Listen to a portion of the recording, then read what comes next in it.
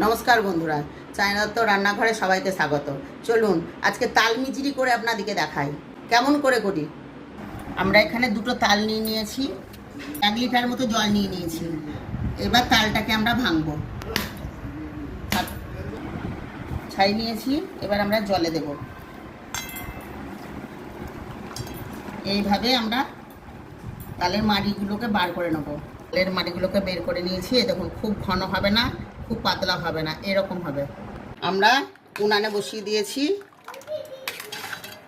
তালের মাড়িটা দেখুন খুব সুন্দর ফুটতে লেগেছে, কিন্তু এই ফেনাগুলো অবশ্যই তুলে ফেলে দিতে হবে। এইভাবে তুলে ফেলে দিতে হবে। এবার আমরা দিয়ে দিচ্ছি বাতাসা।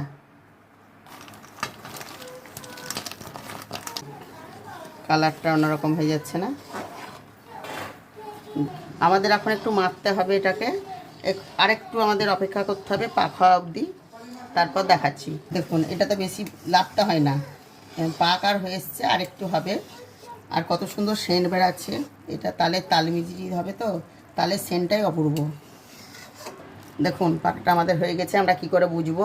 দেখুন, একটা তারের মতন কাটলেই জানবেন আমাদের পাকটা হয়ে গেছে। দেখুন, তাল মিচড়ি পাকটা হয়ে গেছে। আমরা এবার গ্যাস অফ করে দিলাম। আমরা একটু সাদা তেল দুটো থালার মধ্যে মাখিয়ে নিয়েছি, এর মধ্যে ঢালবো। আমরা থালার মধ্যে ঢেলে দিচ্ছি। এটা জমতে 3 ঘন্টা টাইম লাগবে, তারপর আমরা আসছি।